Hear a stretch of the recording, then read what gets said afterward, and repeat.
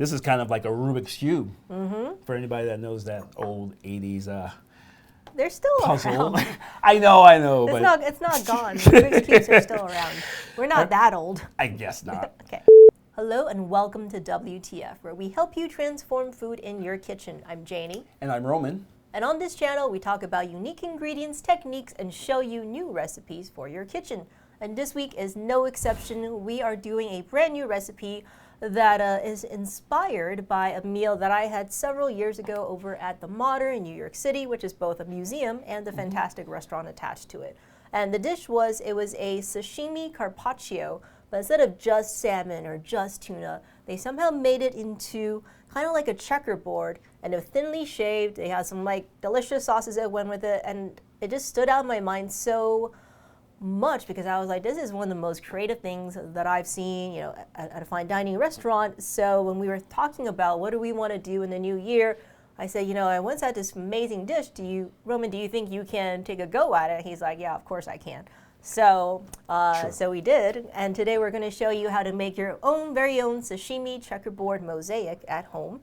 So Roman, take it away and talk to us about what you have in front of you. All right, so in front of me I have these three fish that we're going to turn into this checkerboard: salmon, tuna, and halibut. Those are the best fish for this because they all have different textures and all different flavors. So this is going to be great. And this process is actually very easy. Like the end product looks stunning. It looks beautiful. Like it's definitely something that I would have had at my restaurant at the time when I was in the business. And I wish I did. But I mean, like, to be honest with you, this is like super simple for what you get out of it and what it looks like. So let's just get right into it. Cool. No need good. to talk about it anymore. Let's just do it. All right, so what I'm gonna do is I'm gonna cut these three pieces to even shapes. As you can see, as I showed you before, they're all pretty close, almost the same size. It's very important that the height of them are pretty similar. So let's start by we'll cut the salmon first. And this one, the grain is going this way. Yep. So you want to cut against that grain. If you do try to cut it with the grain, what'll happen is you'll have pieces that are kind of open, Okay. and they'll be a little bit hard to handle. So for this one, we're gonna cut it against the grain. Your first cut will be your indicator of what the others will be. Okay. Okay. So this cut right here will be the Thickness. the thickness that I'm gonna try to get out of these two also. All right. It won't always be exactly the same, but if you can get it kind of close, when you do fuse it all together, it'll look seamless. All right. Sounds All right. good. And I think it's just our obligation to remind you that because we're working with raw fish here, you do want to make sure it's the highest quality, freshest Definitely. fish, because we are consuming it raw, and whatever the consume raw at your own risk. If you're cutting fish, you can always use the same board for the fish. Okay. I mean, these are going to be fused together anyway, so we're not doing anything out of pocket, and we're not a restaurant either. So, all right. So we're going to do the same thing with this one.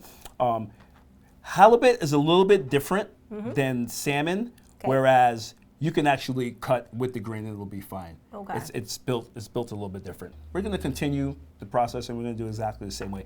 But just let it be known that you could cut with the grain on this and you won't have the same problem as you would have with salmon. Yeah.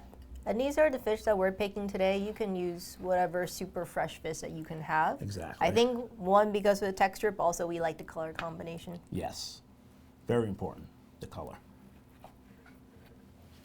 Now, as you're cutting, are there any fish where you're like, I definitely would not use? Because I would imagine. I wouldn't use haddock, just because that fish is very flaky and it's just going to fall apart very easily.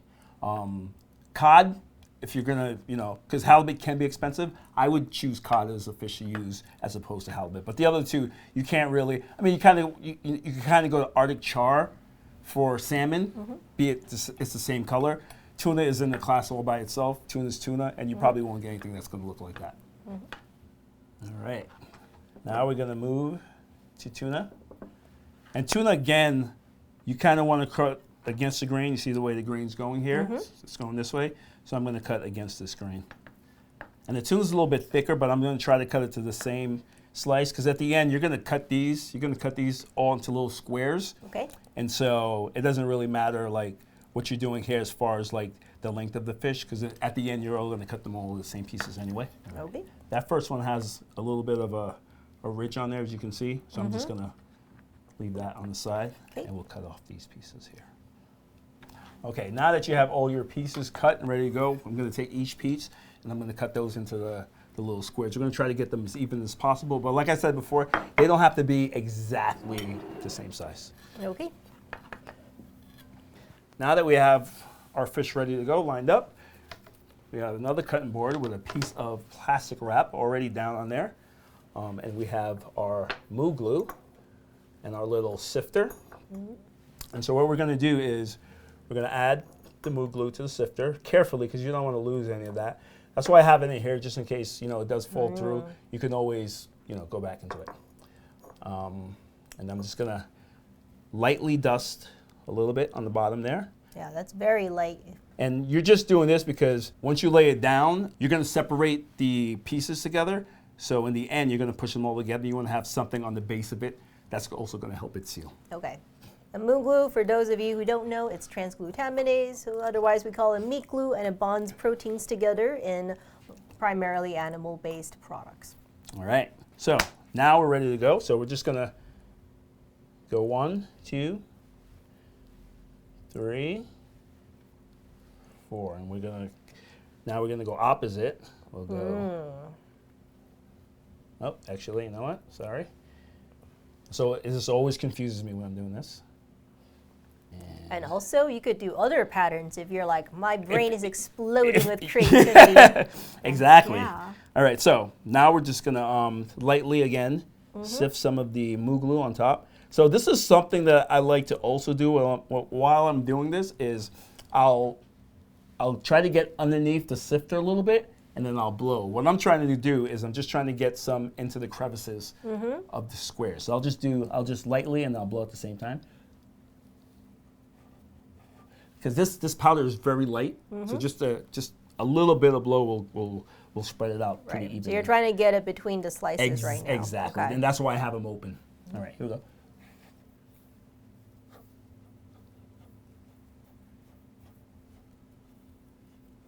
And that's it, and that'll do that. And I'll punch these guys together. And then we're gonna go ahead and wrap them. As you can see, you can already see what that's gonna look like. And then we're gonna vacuum seal this. Now, if you don't have a vacuum sealer, what I would suggest is to just pull the plastic wrap very tight, and then when you put it in the fridge, put a weight on top of it, and that'll help hold everything together. But since, you know, we have all the tools that any chef could want, we're just gonna go ahead and vacuum seal this, and it will save us that time, and it'll actually fuse a lot quicker. Yes. If you're doing it in the refrigerator with the weights, how long does that take? I would go overnight to be safe. With the vacuum sealer, this will be fused in about 6 hours. Okay. Sometimes 5, 6 hours. So we're gonna go vacuum seal this, and we'll be back. All right, and we're back, and you can already see what a gorgeous looking sashimi checkerboard we have here, and Roman is going to show you a simple technique to plate them. But before we do, I want to talk about this week's ingredient highlight. And this week's ingredient highlight is going to be these Tennier flavor pearls. Now today we're using soy, sashimi, makes a lot of sense. But these come in all kinds of great flavors like balsamic vinegar, soy, strawberry, bunch of other ones that I don't remember off the top of my head. But what they're really good for is that they take the technique of spherification and, you know, shockingly, a lot of people in this world still have not heard of spherification. It's weird, yes. It's weird to me, but, you know, like, it's still a very easy way to, like, put a few of these pearls on top of any dish that you're serving, whether it's sashimi, salad, all kinds of stuff. Easy, quick way to wow your customers, wow your friends. You're going to take a look at this, right? They're nice. These, and I will say, you know, we've been doing this for a long time, and people send us samples all the time. We've tried other brands of flavor pearls, and these are still by far our favorite ones because they are really just the best quality, the cleanest flavors, and the best tasting. And the consistency of those are great too. Yeah. I've always had a hard time when I made those to keep them consistent. Yeah, we've been carrying them for a long time, and there's a good reason for it. So you can check out Tennier flavor pearls on modernistpantry.com. And remember, subscribe and like our channel because we're coming up with new stuff all the time and we're not recycling everybody else's stuff. Okay, back to Roman. All right. I really love how this looks. It does look awesome. You want to looks hold really it up cool. so for people to see kind of the fact that it's now Look at glued that. together. Ooh. It's like a curtain. It's like a meat curtain, a fish curtain. All right. Not the most appetizing. That didn't descriptor, sound great. I know. No, that didn't sound great. You But want you to eat know, a fish curtain? I was trying. Okay, I was trying. All right. But it so looks great. I love so it. it does Okay. look All right. very nice. All right. So I'm going to cut these. This is no one's going to eat this just like that. So I'm going to cut these into a couple of different pieces. I'm going to cut them into 4 pieces actually because you kind of have like it laid out there. And depending on what you like the best, let's say you like halibut better than whatever, I'll cut the piece with the 2 pieces of halibut, which is what I'm going to have. Okay, sounds good. So let's cut that. Very easy to cut. Just gonna. Yeah. If you're in a restaurant or if you're just a person who has all the different tools, you can also make this thinner you can glue together bigger chunks of meat that are thick, freezing it, and then slicing it along a meat slicer for that really thin carpaccio look. We just didn't want to go for that because we're trying to not make it so super complicated that it becomes really hard for people to do at home. Or actually, you know what? I have basis. a better idea. Yeah. It looks great here, but let's do this because this is probably what I would do in a restaurant actually. Okay. Because you want to. You're always thinking about the customer and how to make it easier for them to eat. So I'm going to go ahead and cut this into a couple of different pieces. There you go. Ahead of time. And then I have my little spatula here. That's the tiniest spatula. It is. I love tools. And we'll just get that on a plate. See that? I already lost it. That's okay. Because it still looks really nice regardless. Okay. So you got that there like that. So now you got like manageable pieces that you can eat. And then we're still going to go ahead and throw some nice garnish on there. Ooh, a little microgreen. Little very microgreen chefy. action. Very chefy to do so. And to me that looks gorgeous. All right. So we're going to do the same thing with your plate. That's my plate. I'll make one for you too. I thought we were going to share it, but no, my own plate. No, you get your own plate. You get your own plate. And I really love how with this particular dish, it's really all about the prep that goes into it. There's no cooking. There's no, aside from slicing the fish and doing a little bit of dusting and folding, there's really very little active time. So I love how low effort, high visual reward this particular dish is. It's just an exciting new way to do sashimi if you're looking to impress somebody. All right, let's try it out. This looks amazing. It does look really good. Okay, I'm gonna get a little bit of pearls. Yeah, I'm gonna go right to the halibut. I'm going right to the salmon because that's my favorite. All right. Really good. That is really good. If you love sushi sashimi, That's great. fish is super fresh, but really the flavor pearls complemented perfectly. Of course, just a little bit of soy. I'm not a big fan of eating microgreens, so I'm not going to eat my microgreens.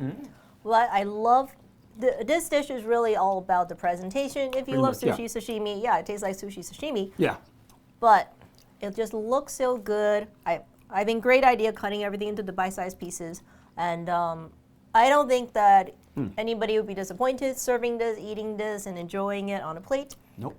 In order to get the full recipe, get the link in the description below. You can get the flavor pearls up on modernistpantry.com. Let us know what you think. And if you're like, I would totally do it differently, let us know how you're going to do it differently. I would love to hear how you would do it differently. Yeah, let us know. We look forward to hearing from you. And until next week, from here in the Modernist Pantry Test Kitchen, I'm Janie. And I'm Roman. And we transform Food.